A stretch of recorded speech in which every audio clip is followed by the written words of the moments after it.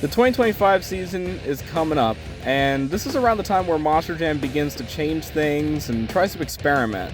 So I think now is a perfect time to bring up some of my ideas that could help Monster Jam in the future. Let's start off with tracks, and we'll start off with arenas in this topic. The tracks have been pretty much the same since 2015, with the exception of the backflip ramp being added later on. Now I wouldn't be talking about this, except there's a major thing. And that is Monster Jam is more popular than it's been, with more fans going to the shows, especially this year, and the live streams that are happening weekly on the YouTube channel. There's more eyes on the product. So they should freshen it up now before they start getting complaints later. I'd say they can bring back the arena pod on some occasions, but they should also try to change up the tracks and try to add some new elements, especially for the points championships. That, and it could also make the other events stand out. This also kind of ties into the stadium events as well. Their tracks have been also pretty much the same, with the exception of this year where they had some new designs.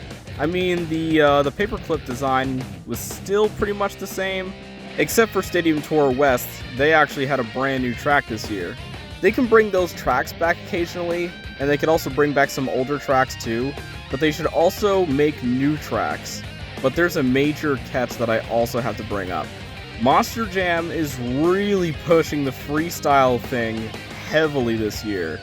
It's gotten to the point where before the freestyle competition begins, they actually have a new intro where fans bring out their flashlights on their phones.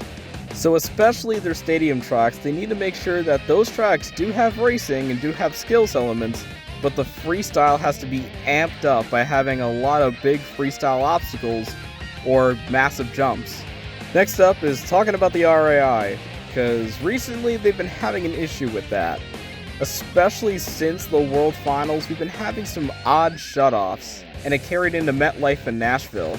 Both events had pretty questionable shutdowns, and even Cynthia actually complained about it.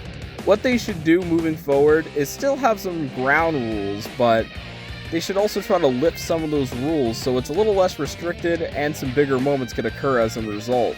Monster Jam should have more side acts. I've seen only a few people talk about this, but I think more people should talk about it. Yeah, Monster Jam does have a side act, and that's freestyle motocross, but even then, for stadiums it's the pre-show if the track conditions are okay, and then for the arenas it's, at the intermission time, which is halftime. Monster Jam should add more and try to get more of a variety in there.